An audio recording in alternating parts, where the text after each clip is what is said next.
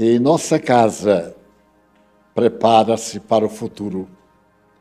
Temos a evangelização infanto-juvenil, a juventude, os cursos de estudos da doutrina e as atividades sociais que caracterizam a base do Espiritismo na lição da caridade.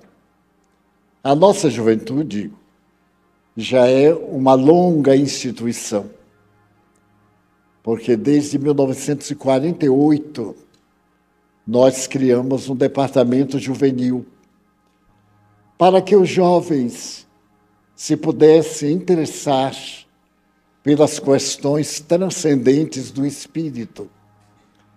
Anteriormente, no passado, havia um conceito que era um conceito de acomodação.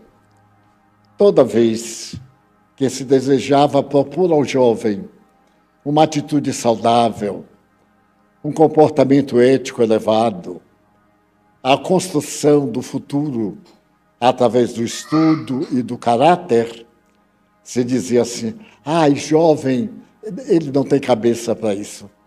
Era uma forma pessimista de julgar o desenvolvimento intelecto-moral da própria sociedade. Porque nós vemos que, na atualidade, em especial, a tecnologia é todo um trabalho de juventude, de jovens, muito jovens, desde as experiências da comunicação virtual até das viagens interplanetárias. São jovens que encabeçam esses movimentos, mas também os da corrupção, do desagrado, do desequilíbrio. As lideranças moças, quando não têm um guia seguro, ético, e derivam, partem para o prazer instintivo, gozar tudo aquilo que está ao seu alcance momentâneo. E como ainda são jovens, pensam que a vida será sempre isto. O próprio organismo, a cada momento, modifica-se. As tendências, os hábitos, as lembranças da existência atual, das antigas existências. E então a juventude tem primazia. E foi sempre a juventude que renovou a humanidade. Se considerarmos a Idade Média em relação à Idade Moderna do século XIX, a utilidade da sociedade ultramoderna deste momento, no após Segunda Guerra Mundial, veremos à frente jovens, desde os grandes oradores aos sonhadores e mártires que procuravam encontrar uma razão para viver, um motivo para justificar o sofrimento e a razão para experimentar o prazer. E verificavam que esse prazer tem uma variedade emocional muito grande, pois que cada um de nós tem um tipo de sensibilidade emocional e também de sensibilidade de natureza orgânica. Aquilo que é muito bom para uns não é bom para outros. E é por isso que a filosofia tem mais de 100 escolas diferentes, desde as filosofias absurdas. O culto ao diabo é uma filosofia religiosa. O ateísmo, como filosofia, é também para as pessoas de determinado sentimento. Mas nos cabe a nós, os educadores, pensarmos numa filosofia ética que, no começo, às vezes, não proporciona aquele bem-estar, a plenitude que nós desejamos, mas que, sem dúvida, com o tempo, apresenta frutos sazonados. Quantas coisas hoje são terríveis. Daqui a alguns anos, nós diremos adeus que foram uma verdadeira bênção. Modificaram o nosso destino. Aquilo que era tristeza transformou em esperança. O que era desencanto em expectativa. E o que era prazer, muitas vezes, se transformou em angústia. O que era alegria em depressão. Porque a nossa máquina emocional não é apenas o conjunto de nervos e de células, mas é também a energia espiritual que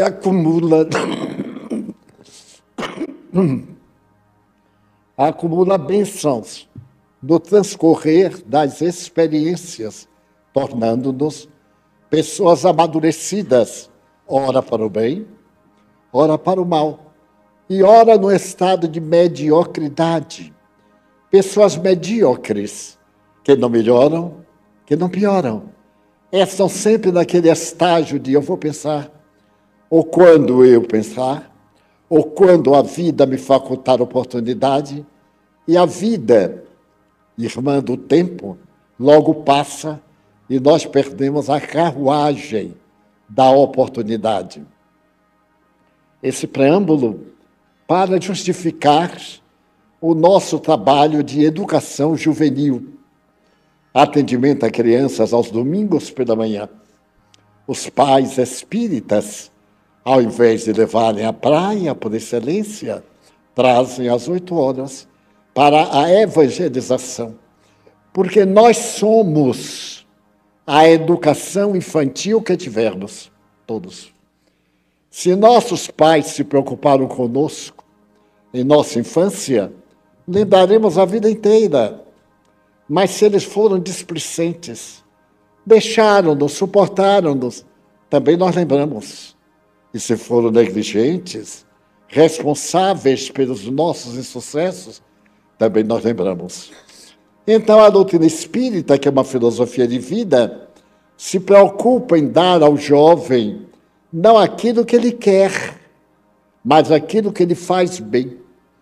Porque em determinada idade nós não sabemos o que queremos. Aos 5 anos de idade nós queremos um tipo de divertimento, mas aos 10 já queremos outro tipo. Aos 15, daí muitas vezes os matrimônios juvenis, 18, 25 anos, evaporam-se, porque um jovem de 15 anos que se casa, quando ele completa 20 anos de idade, as suas aspirações são totalmente outras. É só cada um de nós se lembrar. Quem tem aqui mais de 15 anos, lembre o que é que desejava aos 15, o que a vida deu aos 20 e o que deseja agora na idade nebulosa que cada um se encontra. Então, nós temos a preocupação em educar, porque às vezes os pais são espíritas, mas não têm facilidade de transmitir o conhecimento, ou não sabem como fazê-lo. Nós somos o braço auxiliar da educação doméstica. Aquilo que falta no lar, nós completamos na boa orientação social, humana, religiosa. Mas nem sempre a pessoa fica infantil, cresce, e vem o período dos sonhos, a juventude, a maravilha, Romeu, Julieta, que agora já estão meio ultrapassados, né? Agora Birkin e etc. Nós estamos aí ao lado para mostrar que a vida não é um eterno voar com Romeu, cantando para Julieta, e ela jogando as tranças pela janela, como dizem as tradições suecas, ele canta assim, joga a trança, Julieta, para eu poder subir na torre. Agora já não sobe na torre, encontra o outro em qualquer lugar. Pela manhã, no filme, na rua, uma coincidência, e nos aferramos, apaixonamos-nos tantas vezes quantas penteamos o cabelo. Aliás, há aqueles que não penteiam, também pessoas frias, que a vida passa sem lhes dar quaisquer emoção. A nossa juventude celebra o carnaval, para que os jovens tenham também uma outra opção, não somente o trio elétrico, mas também o trio espiritual. Não somente pular até arrebentar-se, mas também pular e não se deixar arrebentar. Passar o carnaval e recordar que foram momentos festivos, agradáveis, como outros quaisquer, mas não nos deixou aprisionado o carnaval das paixões, nos atritos, na procriação e na necessidade do aborto dali a alguns meses. Então, nós temos a preocupação de conversar com esses jovens que estão agora na universidade e enfrentam professores materialistas, professores cínicos, no sentido filosófico, cínico no sentido filosófico. Então, o jovem não sabe se deter diante de um professor que chega na aula, senta e pergunta: alguém tem aí um baseado? A juventude adora isso, porque quase todos têm um baseado. E aí, aluno e professor se confundem na mesma mediocridade. Ele não ensina, o jovem não aprende. Os pais gastam dinheiro e os filhos continuam ignorantes, que é o retrato típico da atualidade. E que só quer saber do prazer, somente quer saber da balada, até que uma bala desviada leva para outra realidade, para outra balada do mundo espiritual. Então, nós temos essa preocupação.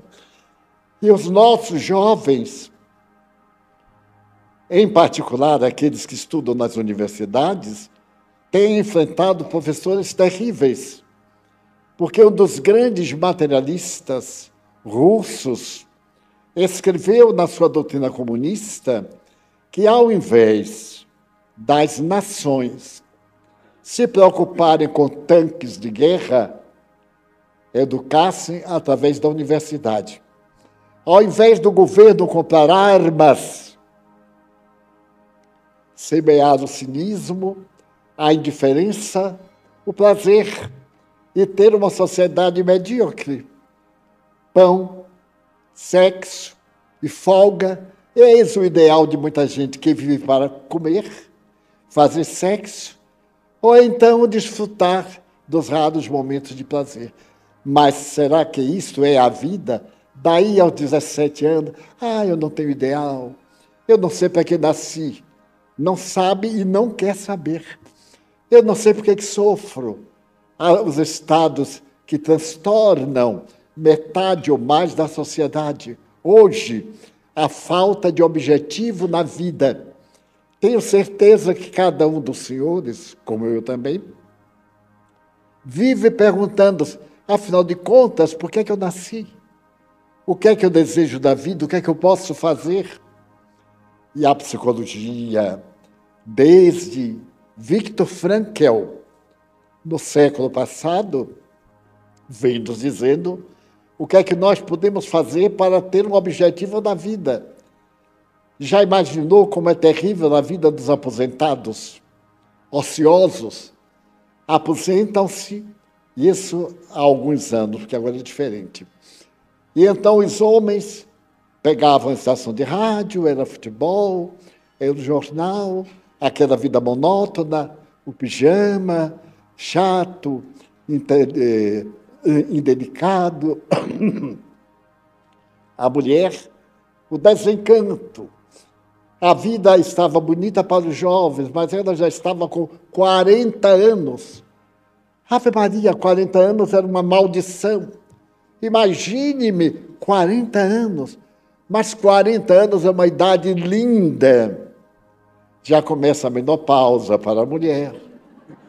Ela vai acalmando. O homem de 50 anos. E também a pausazinha dele, de 50 anos. Aquela labareda, aquele fogo que crepita. É agora uma chamazinha que bota gasolina de quando em quando. Mas ele tem que ter um objetivo. A gente tem que ter uma meta. Eu estou aqui para não fazer nada, então não faça nada. É sua meta, não fazer nada. Mas quem é que aguenta não fazer nada? Pois tem gente que aguenta. Porque a vida dessas pessoas é queixar-se. Ai, meu Deus, mais um dia. mas se veio a morte, imagina morrer tão jovem, 70 anos. Então, nós aqui temos a preocupação de preparar o jovem. Ele vai ser feliz hoje, não vai ser feliz quando se formar, porque às vezes depois de formado constata que não era aquilo que ele queria. Quantos escolheram a carreira diferenciada? Surgiu na psicologia teste de conhecimento para ver o que é que a gente gostaria. E nessa época, 10 anos atrás, eu ficava admirado que o jovem estava no curso intermediário e a gente perguntava, o que é que você vai estudar? Ah, não sei. Como que já às portas da universidade não sabe qual é o curso que vai? Ah, eu vou fazer um teste, vou frequentar uma aula de psicologia, porque a psicologia era que sabia o que é que nós queríamos. Pois eu, quando nasci, no outro dia eu disse à minha mãe o que é que eu queria ser. E até hoje eu estou na busca deste vir a ser. Nós somos um perene vir a ser, que estaremos sempre satisfeitos com o que temos, porque desejamos ser muito mais. Então pergunte-se a Einstein, a Freud, a Beethoven, a qualquer um desses astros da humanidade, se eles estão satisfeitos com a vida, e é muito pouco. E todos dizem, por uma linguagem universal, que a vida é muito breve. E realmente, depois que passa, é muito breve. Ainda há pouco eu estava conversando com uma amiga, aqui, e ela disse assim, Nivaldo, você pode imaginar, eu completei 40 anos.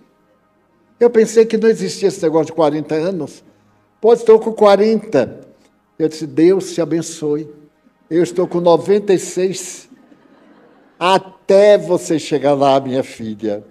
Ele disse, eu tenho fé em Deus que ele te chegar. Eu digo, não, eu tenho fé em Deus que ele vai me proteger para eu conseguir chegar. Porque o corpo está recebendo cada dia mais benefícios técnicos. E, lamentavelmente, não aqueles benefícios da saúde integral. Estamos muito preocupados com creme. Há poucos dias eu vi o lançamento de um creme feito com ouro para passar das rugas. E passa hoje, mas depois de amanhã não há ouro que segure a ruga. E com o peso do ouro, a ruga ainda é maior. E agora o esforço é levantar a ruga. É porque tem o baixar e tem o suspender. E ficamos nesse jogo e perdemos a oportunidade dos 40, dos 50. Quanta gente olha e diz assim, já é um 50. Pergunte quanto ele já fez. Nós nos preocupamos isso quando ele é jovem. Mostre o que você está desfrutando agora e mostre àqueles que já alcançaram determinados aspectos. Eu meditei hoje sobre uma questão de análise. É um pouquinho monótono, mas é um pouquinho racional, que nós vamos fazer aqui uns balanços. E escolhi duas personagens. Uma personagem muito rica e uma personagem miserável. Ambas mulheres, jovens. Quando Madre Teresa, a maioria daqui sabe a quem me refiro, a santa de Calcutá, na Índia, estava em Roma durante o período do Papa João Paulo II. Eles eram amigos muito íntimos. Ela adoeceu do coração e teve que colocar marca-passo. Como era muito dinâmica, o Papa levou-a para Roma para obrigá-la a prolongar a vida. Mas ela era tão dinâmica que à noite ela fugia com pessoas amigas para visitarem as pessoas problemáticas. As moças que se perdiam em Roma. Todo mundo quer ir para Roma. Roma tem 1000 caminhos. E muita gente se equivoca. A miséria também está em Roma, está na Trinità, está na Grande Escadaria, está perto da sede do socialismo. E então é necessário encontrar alguém para ajudar. E Madre Teresa corria. Inclusive, o Vaticano tem uma muralha que separa a cidade, o Estado do Vaticano, da cidade de Roma. E ela, então, fugia, porque ali em volta, pessoas atormentadas de sexo iam vender a miséria do seu sofrimento. Alguns por vício, outros por desequilíbrio, outros por frustração, outros porque são diferentes.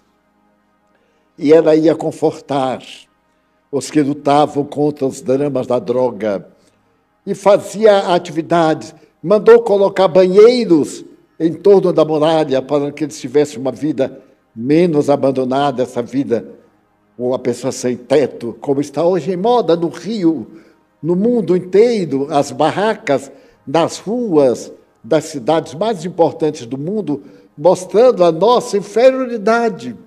Nós saímos da barraca, da cota, da furda, e adquirimos um apartamento de luxo, um apartamento de cristal, flutuando no ar, mas estamos voltando novamente, porque as barracas, aos buracos, vivendo na rua em miserabilidade, como os nossos antepassados. Porque ao invés de evoluir no sentido ético, nós perdemos o interesse pela vida superior. E nos contentamos com tudo. Então, quando Madre Teresa estava em Roma, uma jovem, a mulher mais fotografada do mundo, já notada, né? Lady Di. A célebre Lady, jovem, bela, rica. Seu pai era um conde, portador de uma fortuna imensa, e ela se casou com o príncipe herdeiro da monarquia inglesa, hoje rei número 3, ali, sustentando a bandeira da sua casa real. Mas ela tinha de tudo, principalmente de infelicidade. Ela gastava uma média de $200.000 por semestre só em vestido. Mas o vestido que cobria o corpo não acalmava as ânsias da alma. E ela saiu na busca do prazer, depois do divórcio com o marido. Ele de um lado, com a sua veterana, e ela do outro lado, com a aspiração de jovem. Essa aspiração que todo mundo tem, encontrar o amor. Mas que amor? Não é esse amor do sexo. Porque o amor do sexo tem um tempo de duração. Ninguém aguenta ficar 100%, nem 20%, porque as energias desprendidas fazem falta ao metabolismo orgânico. Mas aqueles períodos que dão forças para suportar os períodos em não temos a possibilidade. Muito bem. Então ela buscava o amor. E todos os rapazes com os quais ela se envolveu, não foram poucos, eram de caráter venal. Não a amavam de maneira nenhuma. Eles queriam a projeção dela, o dinheiro dela, e depois escreveram biografias contando a intimidade com aquela jovem tão bela e tão solitária, tão triste. Já notaram bem como é o olhar dela? É sempre um olhar de tristeza, de melancolia, de busca, interrogativo. E por isso, quando ela viu Madre Teresa, ela que não tinha ideal, porque estava namorando com um jovem que a família não queria, estava em Roma para poder deliciar-se com o verão de Roma, quando então ela conheceu Madre Teresa, aquela mulher pequenina, de sorriso suave, sem nenhuma beleza exterior, mas de um encantamento, de uma doçura fascinante. Ela acompanhou Madre Teresa e encontrou em Madre Teresa uma mulher de fé, simplesmente uma mulher de fé. Eu creio em Deus, na imortalidade. Eu vivo, mas é Deus que vive em mim. Como o apóstolo Paulo disse, já não sou eu quem vive, é Cristo que vive em mim. Então ela se apaixonou. Porque todos nós, vazios, quando encontramos uma pessoa plena, fascinamos-nos. E gostaríamos de ser como aquela pessoa, preenchida de valores. E então acompanhou Madre Teresa, que se encantou com a princesa. Madre Teresa era de uma sabedoria imensa. Era uma mulher muito pobre, que morava no país mais pobre da Europa, ali nasceu, que foi estudar em Londres e que se dedicou a Jesus. Então, certo dia, as duas se preparavam, Madre Teresa ia ficar em Roma e ela viajava à Inglaterra, quando ela disse subitamente: Madre, eu queria pertencer à sua ordem. Eu queria me dedicar a cuidar de leprosos. Madre Teresa disse: mas minha filha, você nunca viu um leproso. Não sabe o que está falando. As deformidades. É muito bonito na literatura, mas na realidade precisa ter muito esforço e valor pessoal para lidar com uma pessoa que está perdendo os dedos, perdendo os pés, que as orelhas caem, que uma ferida não cicatriza nunca, em podridão, em vida. E o estado moral do leproso, a sua angústia, saber que todo mundo o teme. Ela diz: pois é, apesar disso, ela estava no hotel mais caro do mundo, com um namorado que era filho de um dos homens mais ricos do mundo, e tem a maior loja do mundo em Londres. Ela, então, percebendo que a sua vida era correr de um iate para um avião de luxo, para o palácio, para o automóvel mais caro, e quando terminava não deu nada. O vazio continuava. Ela disse: mas eu gostaria tanto de ajudar, de servir. Todo mundo me serve. Quando eu passo a reverência à princesa, eu gostaria de servir. Mas o que é que eu posso fazer? Na minha condição de princesa, de mulher riquíssima, pelo lado paterno e pelo lado da herança, era portadora de uma fortuna. Então, Madre Teresa disse a ela o seguinte: princesa, você nasceu para ser princesa. Nunca será uma discípula minha conforme as minhas discípulas. Nunca. Porque não tem hábito, não sabe fazer nada. E acá, se você entrar para a ordem, será mais uma, não terá nenhum destaque. Ninguém vai lhe olhar, você é apenas uma. Você nasceu para viver nos palácios. Você nasceu para ser uma princesa da minha ordem, porém, dentro dos palácios. Quer dizer, você está na fortuna para ajudar os ricos a fazerem o bem. Coisa que os pobres não têm possibilidade de chegar até eles. Então, a partir de agora, você pertence à minha ordem religiosa. E ela perguntou: o que é que eu devo fazer? O bem. Notem que isto foi tão impressionante que quando a princesa voltou com Dottie, o rapaz, a Londres, a primeira coisa que ela fez foi visitar um hospital de crianças descendentes de aidéticos. Um escândalo, porque a imprensa disse que ela corria o risco de contrair a doença e transmitir ao futuro rei, que era o filho dela, que é o futuro rei. Ela não deu importância. Continuou visitando os aidéticos, realizando trabalhos para socorrer os aidéticos. E quando ela soube que na África havia o país com maior número de bombas terrestres, Angola, e de pessoas amputadas pelas bombas que explodiam, era um país que não se pode andar meia hora em linha reta porque uma bomba terrestre explode. e que os governos não conseguiram ainda retirar, porque não conseguiram ainda retirar, porque para implantar uma bomba terrestre gastam $10.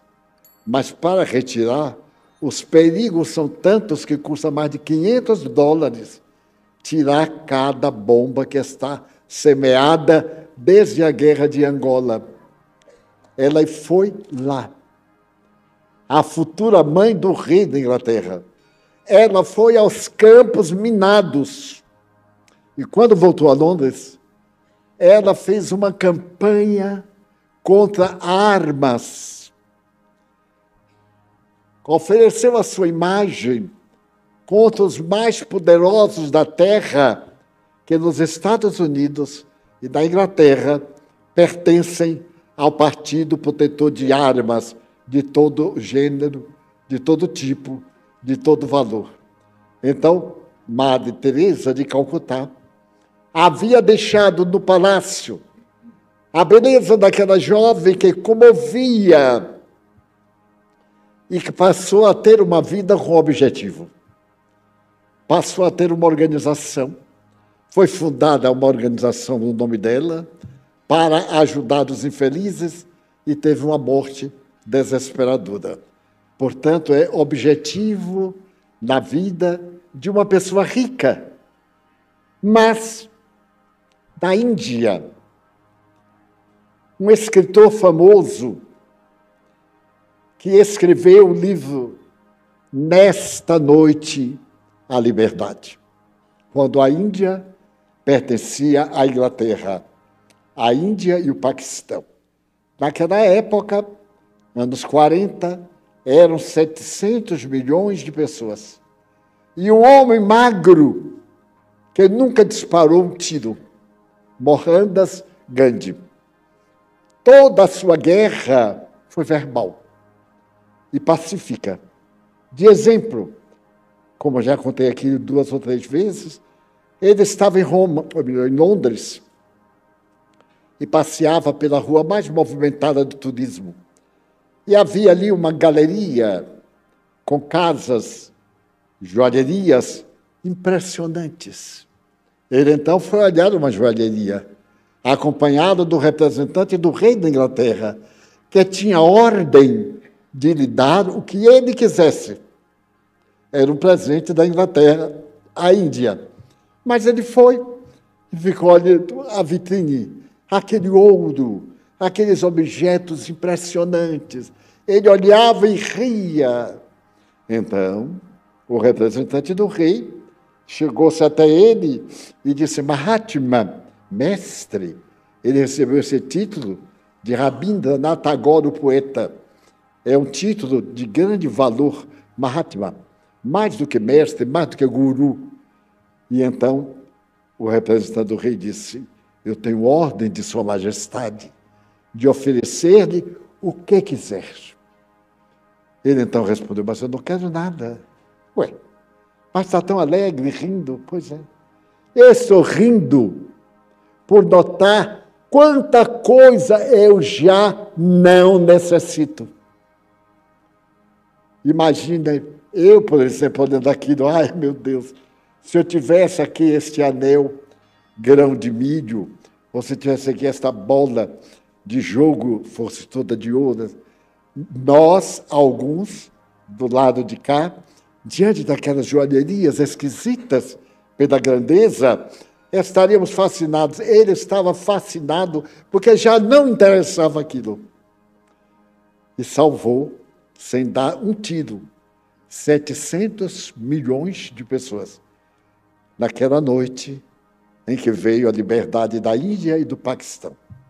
Esse autor, Dominique, percebeu, nos anos 80, que a Índia estava atravessando um momento muito difícil, econômico. E ele, então, reflexionou. A Índia me deu tudo, porque ele escreveu um livro que somente para passar os direitos autorais para o cinema, ele cobrou 10 milhões de pounds, de libras esterlinas, só para isto. E ele teve uma fortuna incalculável. Então, eu devo isso à Índia. Eu tenho que fazer algo pela Índia. Olha aí, o fazer. E ele ficou em Nova Delhi, a velha capital, olhando ali nas escadarias do rio Gange, aqueles que adoravam o rio por ser sagrado na tradição indiana. De um lado, os devotos. Do outro lado, o crematório, em que botam os cadáveres e queimam. Os pobres botam alguns gravetos, queimam um pedacinho e jogam um cadáver no rio. Então, o rio é impressionante de sujo, de cadáveres em decomposição, de dejetos das pessoas que vivem ali. E, em compensação, pessoas que moram naquela região tornam-se grandes nadadores para mergulharem e pegar dos cadáveres que não foram queimados a dentadura, os anéis, qualquer coisa que valha dinheiro, até osso.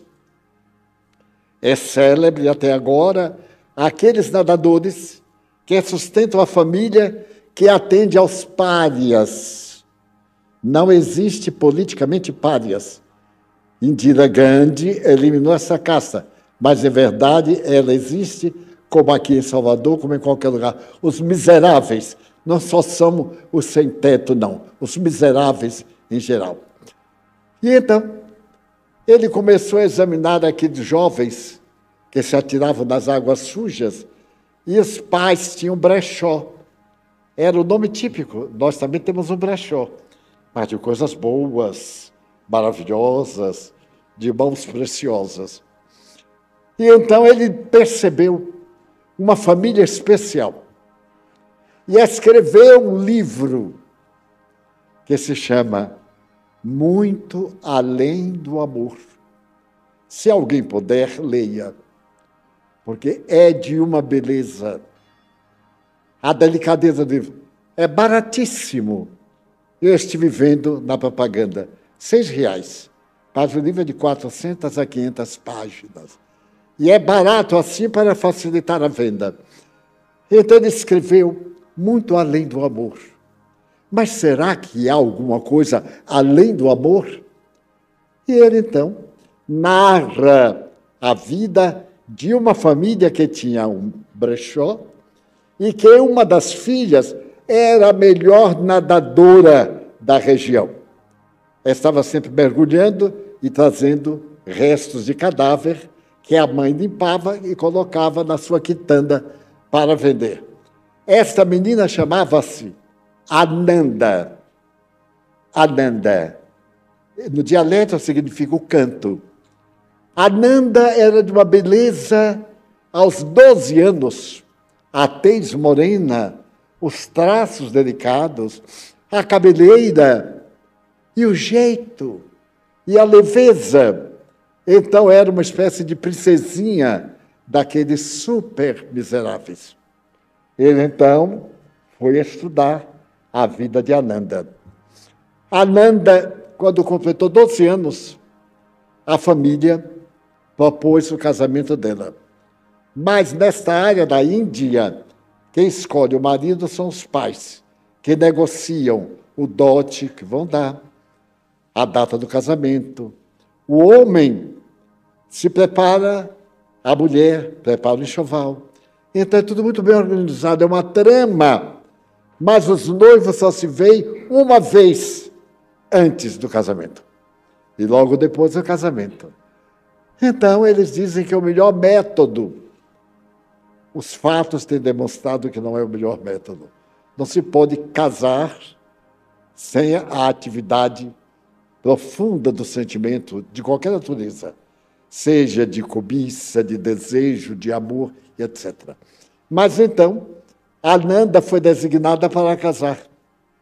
E ficou curiosa, porque um dia tal, o noivo vinha visitar a família e vê-la.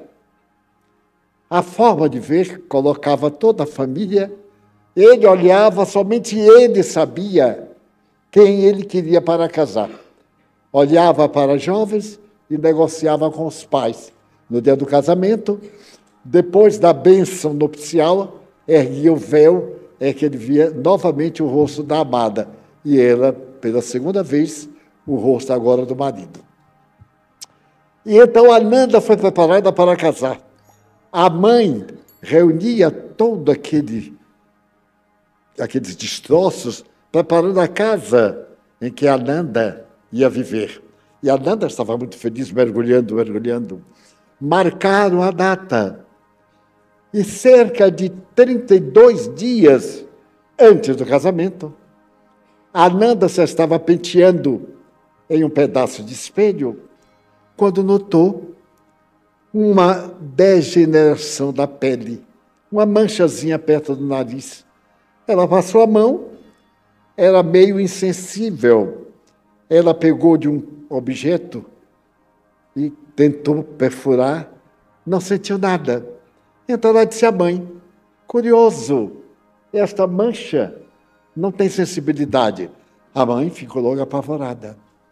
Chamou um médico de rua, é muito comum na Índia os médicos andarem, médicos não, esses curandeiros, e ele, com a lupa, percebeu que era Hansen, era mal de Hansen, era lepra. Porque a olho nu era apenas uma mancha, mas com uma lupa podia ver a epiderma, a presença terrível do vírus da lepra. Então ele disse que não tinha jeito. Logo aqui na face, facilmente degenerava e a morte era pré. Quando a mãe percebeu, teve que desmanchar o casamento.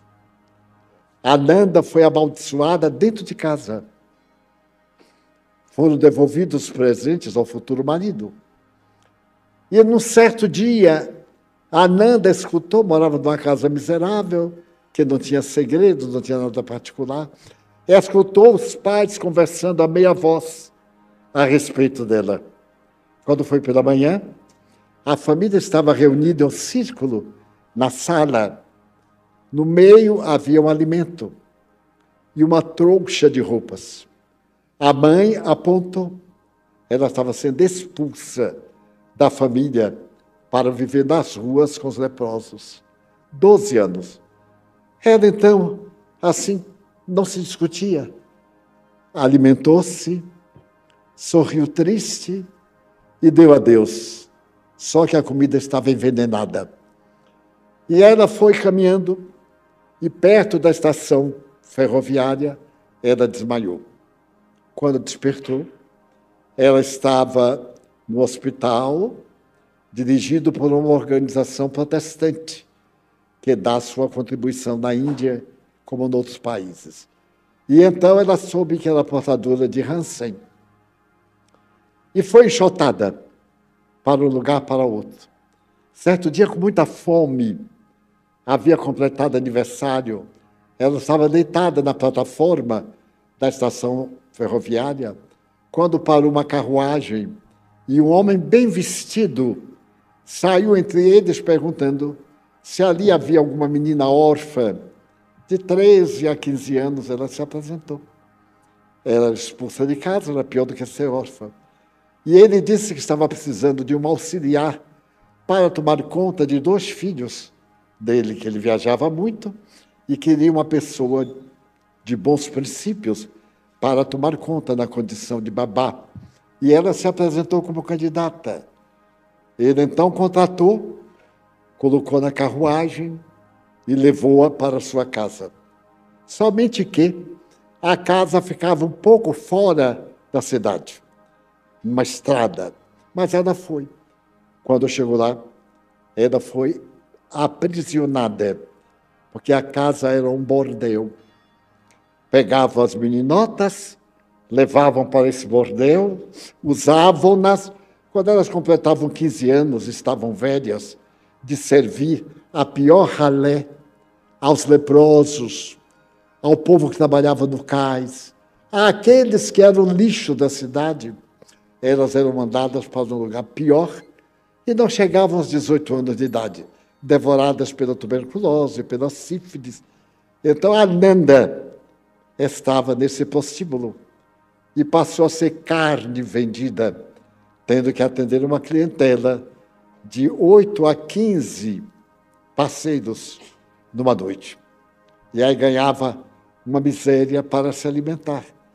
Mas tudo que ela possuía era alugado do bordel. Então, o sari, as joias, a beleza, ela pagava uma cota dos atendimentos do indivíduo. Nesse ínterim, ela percebeu que não nasceu para isso. Ninguém nasce para isto. É jogado pelo destino quando não tem guia. E então fugiu. Conseguiu fugir. Fugiu e foi aparecer em Calcutá. Pegou trens. É terrível a movimentação na Índia. Eu digo por experiência, porque eu estive lá. Então, a fome era de tal forma que ela sentia o movimento do estômago. Aí ela ouviu falar em Madre Teresa de Calcutá, a casa de Madre Teresa, as Irmãs da Caridade. Aí ela foi. A fila no portão para receber alimento era enorme. E ali a fila, uma madre, as auxiliares, dando, as pessoas levavam uma lata, uma coisa qualquer, botava comida e saía. E ela foi. Mas quando ela chegou, a comida já havia acabado. Ela ficou assim desesperada. E a madre, que era encarregada da distribuição dos alimentos, notou aquela jovem com a marca muito maior agora, disfarçada com um tipo de pó de arroz coberta, e percebeu que era uma leprosa. Então a senhora ficou compadecida e perguntou à menina se ela queria ficar ali no pátio, onde havia muitos doentes. Faltava cama. Eles disputavam uma esteira no chão. E à medida que morriam, eram substituídos na mesma hora por aquela lista infindável de sofredores. Foi dessa forma que Ananda conheceu a irmã Bandona. A irmã Bandona era enérgica, porque tinha que se separar com eles. Enfrentava situações difíceis. Quem lida com as pessoas desvairadas sabe como é difícil lidar com a pessoa revoltada na miséria social, moral ou econômica. Mas então a irmã Bandona foi tocada e veio a saber que ela, a menina, não tinha ninguém na vida. Havia sido expulsa do lar, em Nova Delhi, e estava ali na segunda cidade mais populosa do mundo, com mais de 100 mil leprosos na rua. Mais de 100 mil. Isso nos anos 80, aí há 50 anos mais ou menos.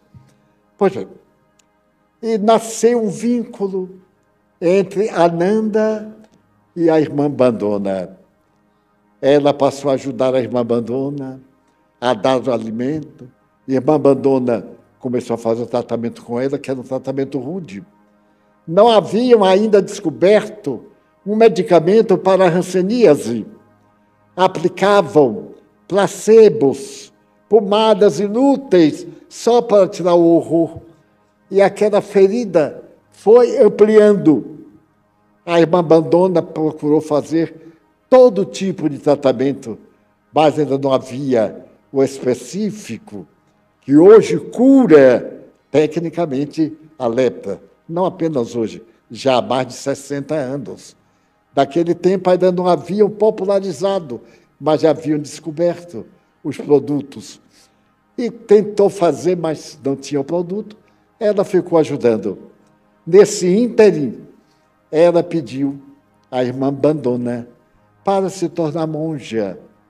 Como era pária, ela cuidaria dos párias, ficaria com os super miseráveis.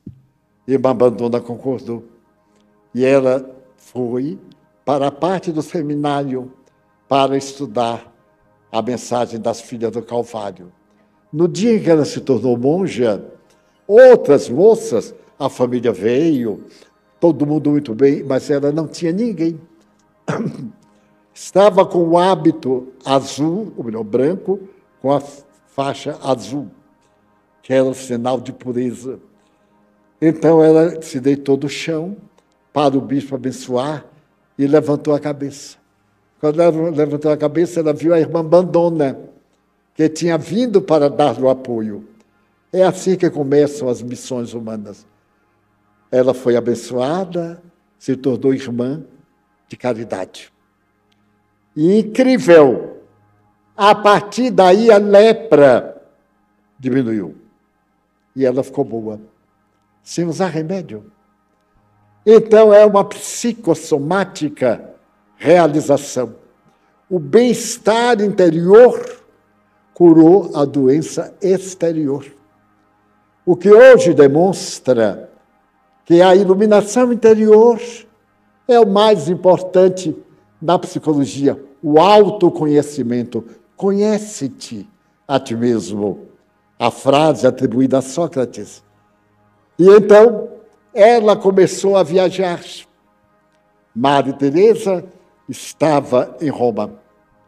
Naquele mês de setembro, apareceu uma doença estranha. Um rapaz, cabeleireiro, de Londres, apareceu com uma afta muito grande na língua. Daí a 2 dias, a afta havia crescido tanto que estava quase na garganta. Ele foi ao médico imediatamente, era homossexual, e o médico diagnosticou doença desconhecida. Uma semana depois, o rapaz estava com o corpo aberto numa ferida. Foi assim que apareceu a AIDS. O paciente número 0. O paciente número 0 era um rapaz muito bonito, no salão de beleza, que se viu decompor em pouco tempo. Então, o serviço de saúde inglesa anotou nos casos enigmáticos doença misteriosa e descreveu as aftas, as dores, a falta de resistência, a ausência de ideais. Era uma doença estranha. Mas nesse mesmo período, em Nova York, um outro jovem apareceu com a doença, sem nenhum contato com aquele de Londres. E daí a pouco, Nova York tinha centenas de casos de jovens, principalmente homossexuais, que se apresentavam como feridas vivas. Foi dado o alarme internacional e feita a pesquisa. O vírus era habitante de um macaco da África chamado barriga verde. No macaco, ele não dá nenhum problema, mas ele passou do corpo do macaco para o ser humano. Como? As mulheres na África sempre colocam saguis, como aqui no Brasil também, no ombro, conservam dentro de casa. E o sagui, trazendo vírus, passou para o organismo feminino. Mas como o organismo feminino tinha defesas, passou para o masculino. Como o organismo masculino estava ainda muito imaturo, passou para o homossexual. E os homossexuais se tornaram o veículo. Então, a intolerância religiosa passou a caçar os homossexuais e a matá-los. Nos Estados Unidos, principalmente. Nova York se tornou um lugar terrível. E Madre Teresa, quando soube, em Roma, do que estava acontecendo em Nova York, ela viajou a Nova York e falou com o prefeito que queria ajudar este povo, que era portador dessa doença, a nova lepra da humanidade. Setembro de 1984. De repente, a AIDS tomou conta do mundo. E até hoje. Existem 40 milhões de pessoas infectadas. Ninguém acredite que não está infectado. Quem tem uma vida promíscua, por certo, está infectado. Ela é tratada com um pacote próprio de produtos. Então, o indivíduo que adquire a doença não fica bom, mas a doença é controlada. Então, esses 40 milhões de infectados estão infectando, porque estão tendo os relacionamentos promíscuos, não têm os cuidados recomendados pela higiene da saúde pública, entregam-se aos desmandos do sexo. É somente ver, por exemplo, o quadro da Macacolândia e das habitações da rua para ver a promiscuidade. Então, está contaminando. Também a mocinha rica, que tem um namoradinho depravado, está contaminada. Porque não é a doença de pobre, não é a doença do viciado. E aí se percebeu que essa doença transmitia através do líquido, através do líquor, ou através de qualquer emissão líquida do organismo humano. Daí, na união sexual, o indivíduo contamina ou se contamina. E foi uma velocidade. Na África, em que a ignorância predomina, há uma média de 30 milhões, porque em certos países não usam nada, acho que aquilo é castigo divino, e proíbem. Os laboratórios suíços não distribuem medicamento grátis que poderia salvar. Eu estou me referindo a muito além do amor. Então, esses dados são do livro, não são meus. Muito bem. Madre Teresa conseguiu. Era necessário achar uma casa para albergar esses indivíduos. Ela veio para Nova York e mandou pedir que 10 jovens de Calcutá viessem para tomar conta dos doentes. E entre os 10 veio Ananda. Ananda estava com 22 anos. Ela veio com as suas amigas. O autor escreve de uma maneira encantadora a chegada delas à alfândega de Nova York. A alfândega americana, como muitas, é muito rigorosa, mas elas não têm bagagem. A bagagem de uma irmã de caridade é 2 trajes, 2 vestidos de 4 metros de tecido para fazer o sari, 2 roupas íntimas, um pedaço de sabão massa e algo mínimo. E dentro de um embrulho, numa bacia, cada uma trazia a sua bacia. Então, a alfândega, quando viu aquelas bacias e aquelas jovens sem nada, que nunca tinha visto gelo, estava caindo gelo em Nova York, e que ficaram sambando no gelo, comendo gelo admirados. Era a caridade chegando à miséria de Nova York. Elas se instalaram numa casa religiosa e Madre Teresa saiu a recolher os que estavam morrendo na rua, nos bairros mais elegantes de Nova York. Então a AIDS se tornou uma loucura. Muita gente passou a ter medo de cortar as unhas, de fazer a unha por causa do sangue. E muita ilusão, muita mentira. Sabem que a imaginação do povo é terrível. Mas a grande verdade é que o sangue, o líquor, o esperma, são portadores do terrível bacilo da AIDS. E então ela continuou. E aquele estado daqueles jovens homossexuais contaminados constrangia. O Estado colocou um médico para dar remédio para ajudar a morte sem muitas dores. E ele explicou àquelas meninas que não sabiam de nada, inocentes, sobre questões de sexo, o que sabiam elas? Então ele explicou, não se apegue a ninguém, não se deixe fascinar por ninguém, porque eles vão morrer. É questão de mais ou menos dias, no máximo 2 meses. Todos eles vão morrer. E então Madre Teresa disse, nós estamos aqui para prepará-los para morrer. Todo mundo prepara para viver. Nós preparamos para depois da morte, no além-túmulo. E então, Ananda se tornou um verdadeiro anjo. Havia um jovem negro que estava contaminado, ele era homossexual, e se fascinou com Ananda, e ela também. Então nasceu um amor profundo de ternura, de bondade, de compreensão. Ele contou como era a vida dele, os hábitos, a conduta, as aspirações e a morte que rondavam a sua alma. Ele desencarnou com ela, orando o terço, e ele morreu.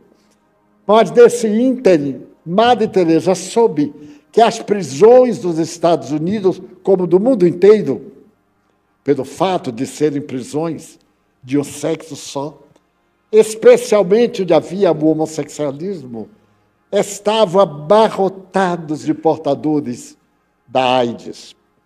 Então ela pediu ao prefeito para mandar aqueles que estavam morrendo para morrerem lá, porque eram como animais que jogavam fora. E o prefeito cedeu aos piores bandidos da América, aqueles mais temerários das prisões terríveis do solo americano. E um deles se apaixonou pela jovem Ananda. Falou-lhe essa sedução barata, mas ela se percatava da sua conduta. E ele, grosseiro, esmurrou-a várias vezes e dizia, você não me quer porque eu sou aidético. E qualquer contato ela ficaria contaminada. Certo dia, ela estava atendendo o paciente morrendo, ele veio com uma agulha e o sangue dele, e chegou aqui no glúteo dela, aplicou a agulha e o sangue. E disse, agora você está contaminada. Ela pôs a mão e Dominique diz assim, ela voltou-se para ele e disse, eu sou uma mulher casada. Desde o começo que ele disse que era casada com Jesus. E eu respeito meu marido. Então você pode transmitir, para mim a AIDS não faz mal, mas nunca você me terá no menor gesto de simpatia. Você é apenas um doente que eu cuido. Nem pense que você vai me produzir qualquer pavor. Não tenho medo de você, porque o máximo que você pode fazer é me matar. Se você me matar, eu agradeço, porque eu irei para o reino dos céus. A confiança de ter uma meta.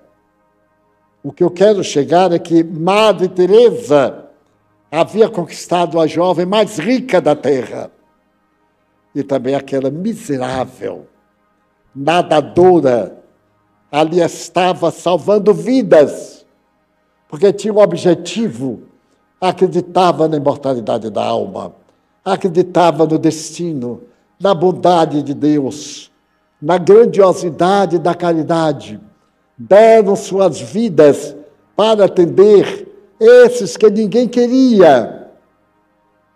E durante 10 anos, ficaram na sua casa de caridade, aonde há uma frase, aqui está, quem encontrou os corações perdidos? Que era Jesus encontrando as almas perdidas. Nesse ínterim, a China fez a sua chamada Revolução Cultural. E então, o comunismo tomou conta da China. E veio a Revolução Chinesa, de Mao Tse-tung. E a dor tomou conta da China, porque surgiram tantos órfãos, porque a Revolução matava sem medida. Então, Madre Teresa, que já havia instalado um núcleo em Nova York, escreveu a Mao Tse-tung, pedindo licença para, da China, abrir uma casa das Irmãs de Caridade. E a escolhida para dirigir essa casa foi Ananda. Ela se despediu dos rancenianos e partiu para a China do comunismo. O livro termina mais ou menos aí. O livro estuda a AIDS, todas as experiências de laboratório de New York, de Paris, na casa dedicada às pesquisas científicas, e mostra como devemos ainda hoje ter muito cuidado com essas pandemias. A AIDS não desapareceu, tornou-se uma doença social da humanidade, como a Covid. Ela não desapareceu. Ela diminuiu a crueldade, a virilidade, a viciação, e permanece matando. A Covid continua matando aqui, em toda parte. Tenhamos muito cuidado com essa aparência gripal, que pode ser uma herança da Covid, pode ser a chamada Covid prolongada, em que a pessoa está curado, mas não está curado, e pode ser a preparação de abatimento do organismo para mais tarde uma infecção, uma coisa matar. Não importa, temos cuidado com a nossa saúde, mas com a nossa saúde integral, não só com a saúde orgânica, mas com a saúde moral. O que é que nós queremos da vida? Madre Teresa fez daquela princesa uma religiosa. E quando Madre Teresa morreu, a princesa havia morrido. E Madre Teresa, no mundo espiritual, foi buscá-la para levá-la para o mundo das graças. E Ananda, pobre, humílima, no seu estado de infinita necessidade, tornou-se um exemplo grandioso de objetivo da vida. Então, cada um de nós se pergunte, o que é que eu posso fazer pelo meu próximo? Nem todos seremos Ananda ou a princesa Diana, mas todos podemos ser um raio de sol na escuridão das almas. Todos temos uma palavra boa para dar a um desesperado. Eu já contei várias vezes, mas não me canso porque me impressionou muito. Eu fui atender uma pessoa que estava com a mão estendida para pedir esmola, então eu peguei uma moedinha para esse ato fraterno. E a pessoa me olhou, era um rapaz, e disse assim, não quero o seu dinheiro, eu quero um abraço, porque eu sou gente, ninguém me abraça. Imagine que eu ainda não recebi um abraço. Então eu preciso de um abraço. Muitos de nós aqui estamos precisando de um abraço. Ao invés de uma reclamação, uma censura, uma expressão dura, um abraço. Um abraço fraterno, um toque, um sorriso. E sempre me lembro do fato que uma amiga gaúcha me contou. Ela estava na feira, isso muito atrás. E, de repente, uma senhora começou a chorar. Ai, meu Deus, eu fui roubada. Eu sou empregada doméstica e abri a bolsa em que estava o dinheiro da feira. Fui roubada. A patroa não vai acreditar, vai pensar que eu roubei. Vai me denunciar a polícia, começou a chorar. Aí fez uma rodinha e havia um menino de uns 8 anos, daqueles danadinhos, olhou para ela e disse, mas a senhora está chorando. Ela disse, meu filho, é porque me roubaram. Ele disse, espera aí. Aí deu uma volta e disse, daqui, senhora, a senhora perdeu o dinheiro, estava ali no cantinho. Eu achei, toma o dinheiro. Tinha sido ele o ladrãozinho, né? Mas ele não disse, ele era um ladrão elegante. Ela então pegou, contou, meu filho, e colocou naquela carteirinha, que pena que eu não posso lhe dar uma gorjeta. Ele virou e disse isso, não precisa. A senhora já está sorrindo. Era um presente para ele muito maior do que ver aquela senhora lamentando e sofrendo. Ela estava sorrindo, então não precisa. Isso, quando me contaram, tem uns 50 anos. Até hoje, sempre que eu vou a Porto Alegre, eu digo cidade abençoada, porque as criaturas humanas já estão sorrindo. Então nós podemos mudar o mundo. Não é necessário ter, como dai, nem não ter, como Ananda. É necessário somente amar, fazer um bem, qualquer bem, porque os espíritos bons estão esperando que estendamos as mãos para a prática da caridade. E quem é tão pobre, que não tem uma boa palavra para dizer a alguém que está sofrendo. Eu tinha dito em nossa última reunião que esta seria a semana da paciência. E Deus me provocou. A tese foi muito boa, porque foi uma semana que precisava não só de paciência, mas de penitência. Agora eu digo assim, muito obrigado, Senhor, porque a paciência não se esgotou. Aguentei e todos aguentamos. Então, com toda a ternura, a Dominique Lapierre, o autor, a Gandhi, a Lady Di, a Madre Teresa, aos heróis anônimos, aos meninos de rua que acharam aquilo que haviam perdido, a nossa ternura, a nossa compaixão. E nenhuma queixa, senão, ó meu Deus, queremos pedir-te que nos abençoes agora, através dos passos. Convidamos os nossos passistas para que tomem os seus lugares e para que arrebatem a nossa alma a uma situação de misericórdia, de beleza, de paz.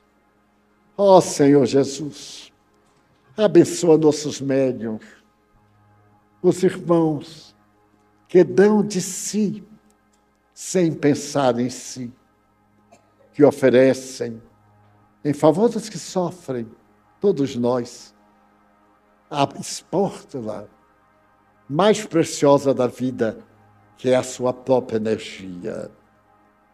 Abençoa-os, Jesus. Abençoa-nos, a nós, Senhor. Apiada-te de mim, de ti, de nós. Tem compaixão da nossa existência e ajuda-nos a superar esta hora difícil da humanidade. Que possamos ajudar, ser ajudados, desfrutar de harmonia e de prazer existencial. Nós te pedimos por aqueles que amamos, que nos amam, nossos amigos, familiares, nossos adversários, os que colaboram para nossos erros. Nós te pedimos pela nossa casa, forrada de luz, mergulhando-nos na claridade sublime do Evangelho. Ó Senhor, abençoa o nosso esforço e faze que te possamos servir com abnegação até o fim da nossa existência. Também te pedimos pelos suicidas, pelos drogados, os que estão à véspera do autocídio, aqueles que se enganaram e estão arrependidos. Nós pedimos por eles, mas te pedimos também pelos que são a causa da miséria socioeconômica, dos poderosos que geram o abandono e a pobreza. Nós te pedimos por essas almas infelizes. Abençoa nossa água, permitindo que ela se impregne de vibrações de saúde e de paz. Essa paz que nos dá tanta harmonia e tranquilidade.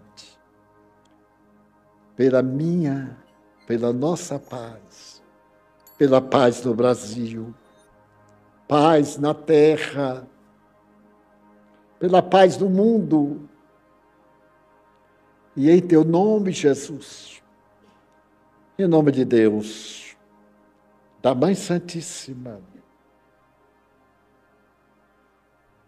dos Espíritos bons, que suplicamos nos acompanhem, encerramos a nossa reunião com votos de muita paz para todos nós. Está encerrada nossa sessão.